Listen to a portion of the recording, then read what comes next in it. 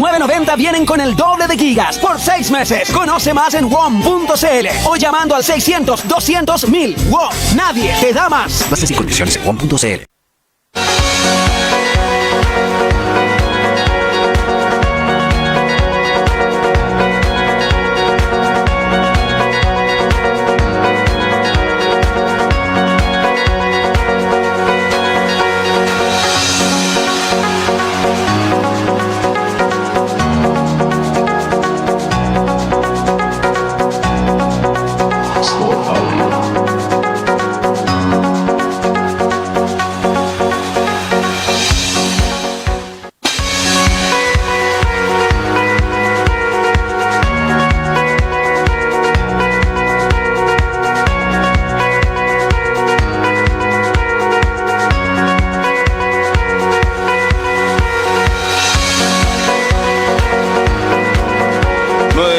Con 4 minutos, 9:04, temperatura agradable, alta humedad, pero temperatura agradable en toda la región, partiendo por la capital. Está en pantalla, en línea vía Zoom, el presidente del Colegio Médico, el doctor Gonzalo Sáez. Gonzalo, ¿cómo estás? Buenos días, bienvenido. Muchas gracias por acompañarnos un ratito a esta hora. Hola, buenos días, aquí desde el hospital. Bueno, te aprovecho de preguntar al tiro, ¿cuál es la situación? ¿Cuál es la condición de nuestro Hospital Clínico de Magallanes, Lautaro Navarro Avaría, Gonzalo? Que partimos bien la semana, pero nos fuimos complicando a medida que pasaban los días, ¿no? Y nos estamos complicando cada vez más. El volumen de pacientes que ha ido ingresando también ha ido aumentando. Tenemos varios pacientes que se han hospitalizado en las últimas horas, han aumentado el número de pacientes en la UCI, y se han tenido que derivar pacientes no COVID a otros centros para irnos preparando para esta reactivación que ha sido enorme, mucho mayor que la que tuvimos en abril. Hoy día se van a anunciar más de 100 casos, Wow. lo que es un récord para nuestra región. No sé si van a entrar todos por la hora de corte, pero la verdad es que ayer se procesaron más de 120 muestras positivas, y eso nos preocupa mucho porque independientemente de que el comportamiento en términos de la morbilidad, o sea, de cuántos pacientes se hospitalizan, ha sido un poco menor que la vez anterior, con este volumen no tenemos ninguna opción de no tener muchos hospitalizados y muchos pacientes en UCI. O sea, se nos viene una semana muy complicada. Además, uno ve un montón de gente en la calle, sobre todo en las últimas 2 semanas, pero sobre todo esta semana, que tiene mucha relación con el 10%, con el anuncio de la cuarentena. La gente se desespera, se va. A lo que vimos ayer en los centros comerciales, en Zona Franca, en el mall, en el Líder, yo no lo había visto ni siquiera en abril, demasiada gente, y eso obviamente, me imagino yo, va a rebotar en un aumento de contagios que vamos a ver seguramente la próxima semana, porque todavía nos queda un buen rato por delante, ¿no?, para seguir aumentando los contagios. Sí, la verdad es que la percepción de riesgo que ha tenido la población es muy, muy baja, y no ha habido conciencia suficiente de que esto nos va a tocar con mucha fuerza como nos tocó en abril, y que vamos a tener la misma realidad dura de empezar a ver de que algún conocido está hospitalizado y que el pariente de alguien más falleció de COVID, o que alguien está en la UCI, que alguien está ventilado. Hasta el momento ese fantasma se había ido disipando y la gente se ha relajado mucho. Uno ve cómo existe una mínima percepción de riesgo. La gente cree que por ponerse una bufanda en la boca se salvó el coronavirus, y eso no es así. Muy mal uso de las mascarillas, pésima respeto por la distancia física. Uno ve efectivamente que las filas de los supermercados, de cualquier otro lugar, ya el 1,5 metros se transformó en 50 centímetros. Entonces hay que dar una señal de mucha urgencia. Yo no creo que uno deba vivir con miedo, pero sí debe tener cierto grado de respeto y temor por una enfermedad que nos puede llevar al cementerio. Así que esto finalmente no es tan simple como decir, bueno, ahora el tratamiento es mejor, ahora es más fácil, ahora están detectando más y ahora a mí no me toca. Esta percepción de que todo ha ocurrido en focos con los cuales yo no tengo ninguna relación. No, si que fue una pesquera, que fue una constructora, yo no conozco a nadie de ninguna pesquera, no conozco a nadie de ninguna constructora, pero la circulación viral en la comunidad es alta. No se necesita conocer a alguien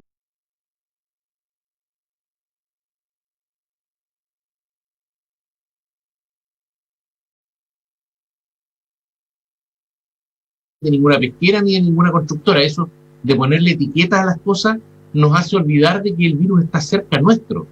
Porque siempre, al ponerle una etiqueta deja de ser problema mío y pasa a ser problema de otro. Que lo fiscalicen, que fiscalicen a las industrias, que fiscalicen a los lugares de trabajo. Pero la verdad es que el virus está con nosotros en el transporte colectivo, en la fila del supermercado, en la gente que se come un completo en la calle. Está muy cerca nuestro, en el tipo que pasa fumando al lado nuestro. Ahí está el virus. Y la probabilidad de que podamos contraerlo es alta. Con estos números que tenemos ahora es muy alta.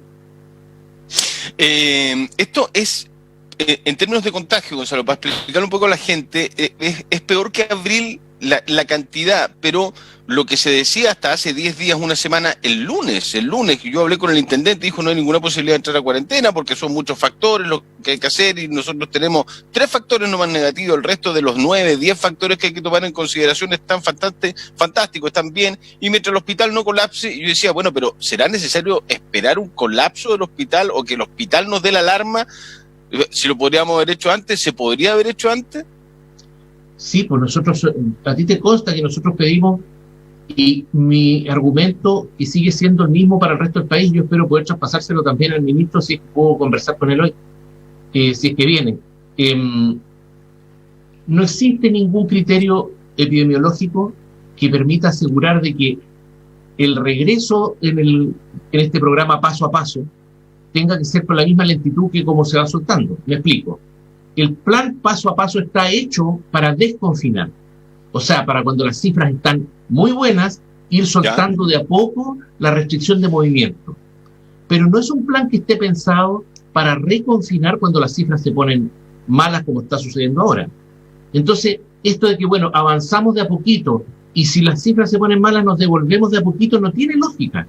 Lo lógico es que cuando las cifras empezaron a subir, pudiéramos haber decretado cuarentena, incluso una cuarentena más corta. Una cuarentena de 2 semanas hubiera sido suficiente para poder frenar el aumento de la curva de contagio.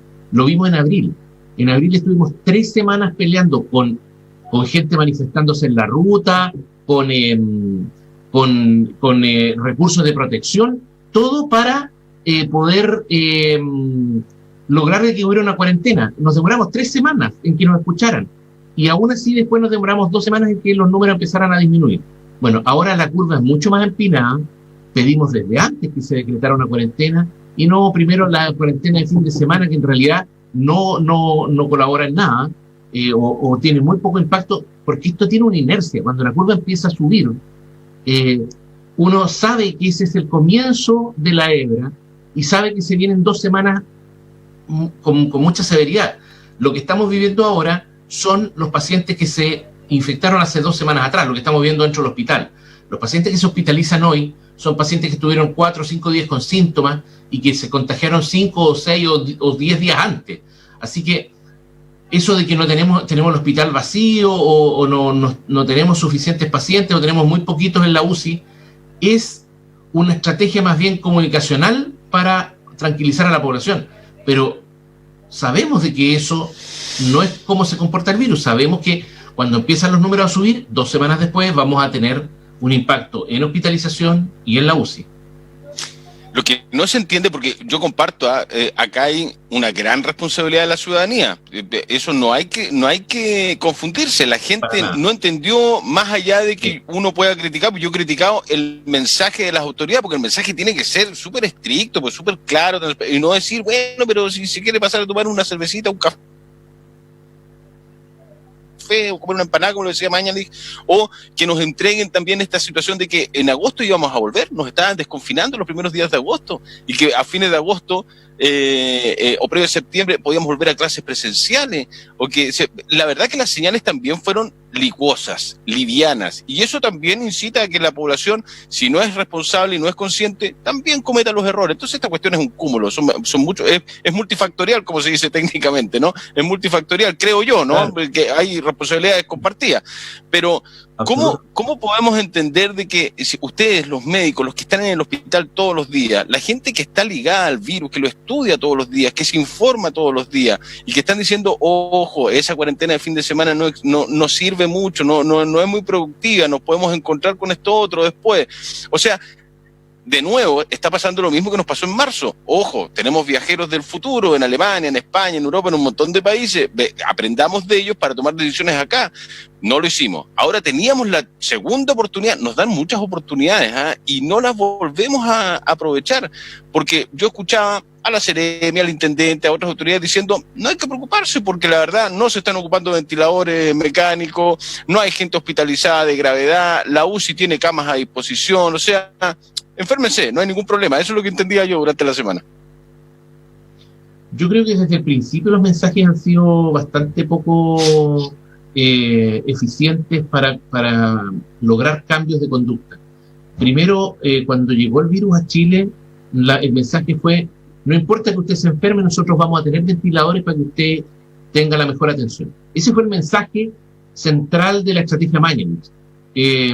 Sí, vamos a ir tratando de poner algunas barreras, estas cuarentenas progresivas, pero en el fondo lo que nos interesa es que si usted se va a enfermar, nosotros le tenemos un ventilador para que se salve.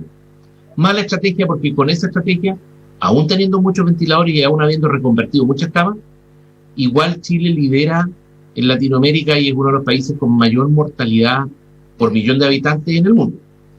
Segundo, nos dijeron, miren, cuando se logró una pequeña meseta, dijeron, miren, la verdad es que parece que esto no era tan terrible y vamos a ir soltando porque la gente se portó bien en las comunas donde la gente tenía casas de 500 metros cuadrados y donde podía hacer aislamiento dentro de su propia casa. Pero luego llegó la enfermedad a las comunas más populares donde había hacinamiento y ahí tuvimos el brote importante donde Santiago se disparó. Nosotros ya lo habíamos tenido acá en Magallanes. Entonces, la verdad es que ha habido poco cuidado con el mensaje que se entrega a la población, con el mensaje del riesgo, siempre tratando de encontrar como sacarle una puntita así de exitismo político que no corresponde. Si las pandemias son desastres naturales, no corresponde que nosotros estemos tratando de sacarle como la ventaja política a lo que estamos haciendo. Las cosas que se hacen técnicamente y técnicamente tenemos que hacerlas bien. Aquí en la región pasa que tampoco ha habido una campaña en la región. Mucha gente se informa por los medios nacionales y lo que ven los medios nacionales es lo que pasa en Santiago. Y en Santiago las cifras están mejorando y la gente se queda con la sensación de que esto viene a la base. Pero acá en nuestra región no fue así la primera vez, no ha sido así en esta reactivación. Tenemos una curva que está muy empinada, con mucho riesgo y vamos a pagar las consecuencias en hospitalizaciones, en UCI y ojalá ni Dios lo quiera, pero también en fallecidos. Escuché a la Seremi hace unos días decir que al parecer el virus estaba, no sé si ocupó la palabra buena persona, ¿no? Pero que no estaba haciendo tanto daño. Muchos se acordaron de la frase que dijo Mañalich de que esperamos que el bicho se vuelva buena persona, ¿no? Que el virus se vuelva buena persona. ¿Es tan así eso, doctor? ¿Está haciendo menos daño de lo que hizo en abril o eso es un mito? No es que el virus haya cambiado, la verdad es que no hay ninguna evidencia, por lo menos en los estudios microbiológicos, en el sentido que este virus que está circulando ahora sea distinto al que tuvimos en marzo. No hay antecedentes de que haya habido cambios o mutaciones en el virus para pensar de que sea un virus de naturaleza distinta. Lo que ha ocurrido sí es que la búsqueda activa en las últimas 3 o 4 semanas hizo que muchos de los casos, o sea, el número de casos que se informaban diariamente y que parecían muy altos en comparación a abril, tuvieran un gran componente de pacientes que se habían detectado en forma activa. O sea, en abril, cuando tuvimos el primer pic importante, casi todos los pacientes que se detectaron fueron pacientes sintomáticos que llegaban a consultar y que ya estaban con una enfermedad activa. Ahora hay muchos de esos pacientes que consultan sintomáticamente, pero se busca a su alrededor otros casos positivos, entonces hay un número que son de asintomáticos. Eso infla la cifra para tener realidades más o menos iguales. O sea, 10 pacientes en abril no son lo mismo que 10 pacientes ahora, porque 10 pacientes en abril eran todos casos sintomáticos, y 10 pacientes ahora no son todos casos sintomáticos, sino que son, no sé, 7 y 3 que son asintomáticos por búsqueda activa. Pero cuando llegamos a niveles como los de ahora, en que tenemos 100 o más de 100 pacientes en un día, no importa que un porcentaje de ellos sean asintomáticos. Los puros sintomáticos ya constituyen una masa de pacientes que son susceptibles de caer a hospitalización y ocupar una cama UCI. Sucede que además en esta reactivación el mayor número de casos se ha dado en gente más joven, porque ha sido en torno a focos laborales o focos sociales de gente más joven, y por lo tanto esa gente se enferma menos gravemente. Tenemos un número grande de gente enferma, pero no todos llegan a hospitalización ni llegan a UCI. Pero le aseguro que con los números de ahora vamos a vivir lo mismo que vivimos en abril, porque aunque la proporción de hospitalizados sea menor, el número de casos nuevos es tan alto que vamos a tener una importante presión sobre el sistema hospitalario. Ya, es interesante ese dato, ¿no? Se está enfermando, se está contagiando gente más joven, y hace que no sea tan grave o tan lenta o compleja su recuperación, ¿no? Para hacerla simple, ¿eso es? Sí, Mauricio, lo otro es que tenemos que tomar en cuenta que hay aquí pacientes adultos mayores y pacientes con enfermedades crónicas que llevan cuarenteneados voluntariamente más de 5 meses. Esa gente ya en abril se empezó a poner a resguardo, entonces, y esa es población de mucho riesgo. Entonces, cuando se relajan las medidas y decido de que después de 5 meses ya es tiempo suficiente como para ir a ver a mis papás o ir a ver a mis abuelos, vamos a tener problemas. Yo por eso que hago un llamado muy importante, y por eso es que yo creo que debiera haber una campaña comunicacional muy potente para ir reforzando esas medidas, que la gente no se relaje. Si cuando uno tiene un poco de respeto, un poco de temor, uno la piensa 2 veces antes de hacer cosas como esa. Me llega una pregunta muy interesante, de las muchas preguntas que llegan en las redes sociales. Los primeros casos graves se trataron con plasma, pero se acabó. ¿Hubo resultados positivos? ¿Hay que llamar a donar plasma? Sí, hay que llamar a donar plasma. Nosotros en el hospital se está haciendo, y eso es un llamado que hemos hecho en las últimas semanas. La gente que ya tuvo la enfermedad, por favor acérquese al banco de sangre. Incluso en cuarentena hay un permiso especial para ir a donar sangre. No necesitan, digamos, no necesitan pedir un permiso como para ir al supermercado, como para ir a comprar medicamentos, digamos, no necesitan gastar un permiso de comisaría virtual. Hay un permiso especial para ir a donar sangre. Perfecto. Por favor, la gente que ya tuvo la enfermedad, que se acerque para la elaboración de plasma hiperinmune. Es una ayuda, no es la panacea, pero es una ayuda importante y permite que casos que eran graves sean más leves y sean más recuperables. Esto es bien raro de haber tenido 40 y creo que tuvimos 2 días sobre 40 o un día 50 casos en abril, en nuestros peores momentos, en la primera ola, por decirlo. ¿Estamos viviendo la segunda ola de este COVID-19 o no? ¿Así la tenemos que interpretar, como una segunda ola? Hay toda una discusión entre los epidemiólogos, porque rebrote, ola. Claro, es que en estricto rigor no debiera hablarse de un rebrote cuando nunca tuviste 0 casos. O sea, esto no es como que controlamos la pandemia y que después se nos disparó otra vez. Nunca estuvo bajo control. Claro, rebrote es el que tuvieron en Nueva Zelanda, en que tuvieron más de 100 días sin casos, y el nuevo brote lo tuvieron por ingreso de viajeros, digamos, o sea, por virus que llegó desde el exterior. Eso pasó en Nueva Zelanda. Acá no, acá hemos tenido una reactivación, ese es el término exacto, digamos. Okay. Una reactivación de la curva, pero el brote es exactamente el mismo, nunca lo logramos controlar. Mejoramos en trazabilidad, se mejoró en la velocidad de tener la PCR en menos de 24 horas. Todas esas cosas ayudan a controlar los focos que van apareciendo, pero la verdad es que nunca hemos tenido 0 casos, por lo tanto esto, más que un rebrote, es una reactivación. Pero en términos coloquiales es lo mismo, es que hemos tenido un segundo pic importante, mucho mayor al que tuvimos en abril. Ya. Nosotros podríamos tomar el control o poner bajo control el virus si cerráramos la región.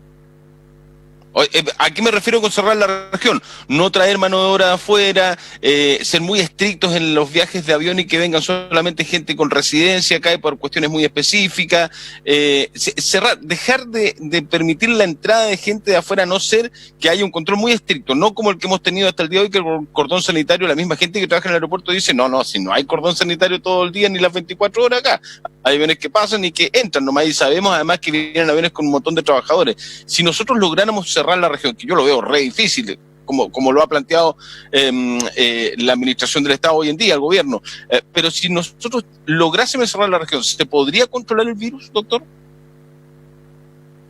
Mira, yo en esto quiero ser súper claro, porque creo que en las últimas semanas ha existido como un mito y mucha gente, esto es una actitud humana súper razonable.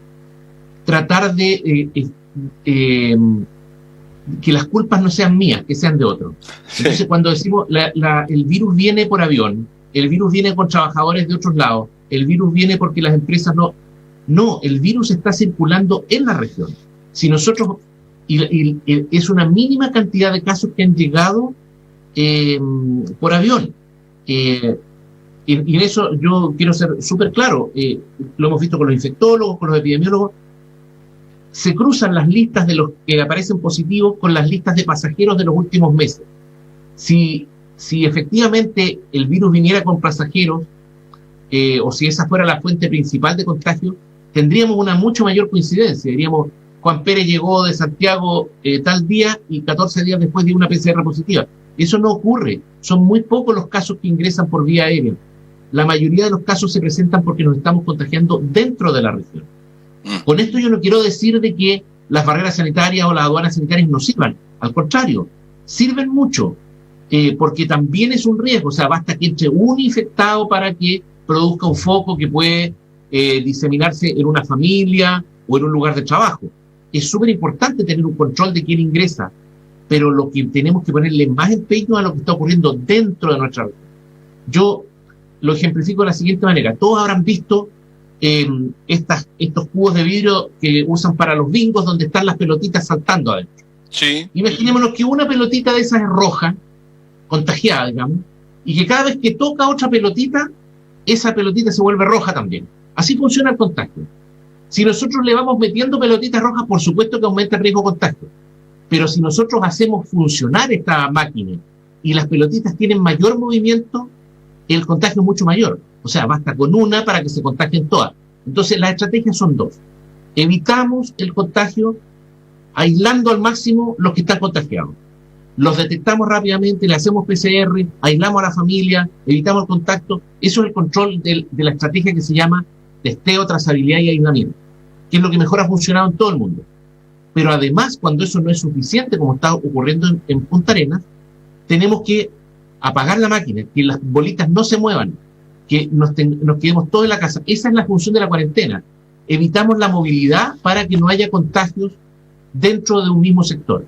Y eso requiere que la autoridad sea muy eficiente en la fiscalización de la cuarentena. Porque en la cuarentena anterior, nosotros podemos acordarnos, había mucho movimiento. Nunca logramos disminuir la movilidad de la gente al máximo. Entonces, igual, finalmente la gente tomó conciencia, como la segunda semana y la tercera semana, la curva empezó a bajar, porque ya no había movilidad. Los que estaban contagiados estaban en sus casas, hicieron la enfermedad en sus casas, no contagiaron a nadie más. Esa es la función de la cuarentena, y es por eso que el llamado es desesperado, digámoslo, para que la gente se quede en su casa y no salga, no que si me faltaron pilas para el control remoto, voy a ir a comprar, voy y vuelvo. No, si en ese trayecto el virus está esperando. No salgamos por cualquier cosa, me quedan 2 permisos. No, si no es obligación que lo usen los permisos. Exactamente. Los permisos son para cuando uno los necesita imprescindiblemente. Entonces, eso también implica una toma de conciencia por parte de las autoridades para tener fiscalizaciones efectivas, que a uno lo paren en el auto y le digan para dónde va, qué está haciendo, dónde está su permiso, y si no, multa, porque si no la gente se relaja y empieza a salir con o sin cuarentena. Así es, así es. Lo último, doctor, tenemos la confirmación de que vamos a... No sabemos si en el EpiVigilia van a salir los más de 100 contagios en el día de hoy, pero de que hay más de 100 contagios en las últimas 24 horas, los hay. Esa es la confirmación, usted también lo comentaba al principio.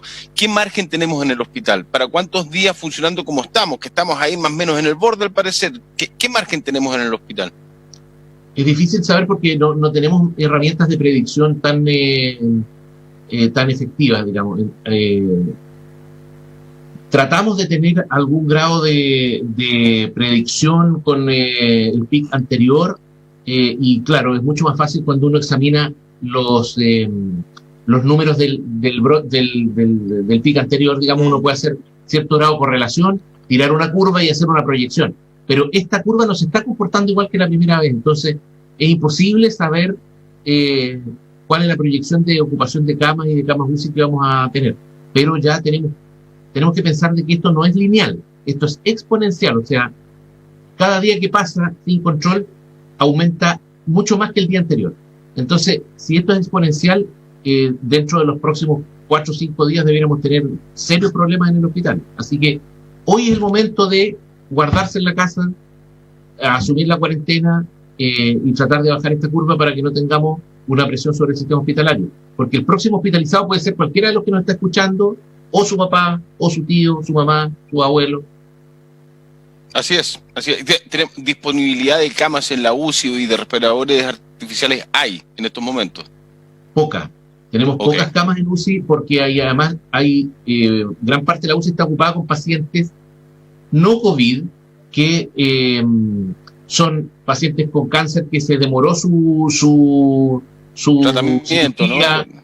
Claro, o pacientes que se complicaron durante los meses de pandemia y que uno los fue aguantando hasta que finalmente cayeron a la UCI. O sea, tenemos pacientes que se fueron complicando porque la gente se enferma de otras cosas aparte del COVID. Entonces tenemos la UCI ocupada, no tenemos la misma disponibilidad que teníamos en abril.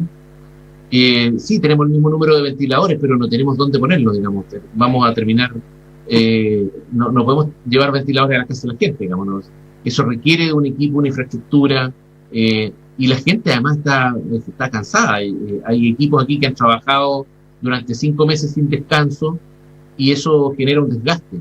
Entonces yo les pido que la próxima vez que ustedes quieran salir de su casa piensen que los está mirando una enfermera de la UCI que viene saliendo de turno y que va a decir: yo me he sacado la mugre trabajando por gente que se enferma para que venga cualquiera con irresponsabilidad absoluta usando la mascarilla en la pera para salir a comprar puchos al kiosco de la esquina. Eso tenemos que meternos en la cabeza que no puede ser así, tenemos que tener una responsabilidad mucho mayor. Toda la razón, doctor Gonzalo Sáez, presidente del Colegio Médico. Muchas gracias, un gusto como siempre, Gonzalo. La gente muy agradecida de toda la información que nos has brindado durante estos minutos de conversación. Que tengas buen viernes, buen fin de semana también, que salga todo bien. Muchas gracias, que esté muy bien. Chao, Gonzalo, buen día. Pausa, ya venimos.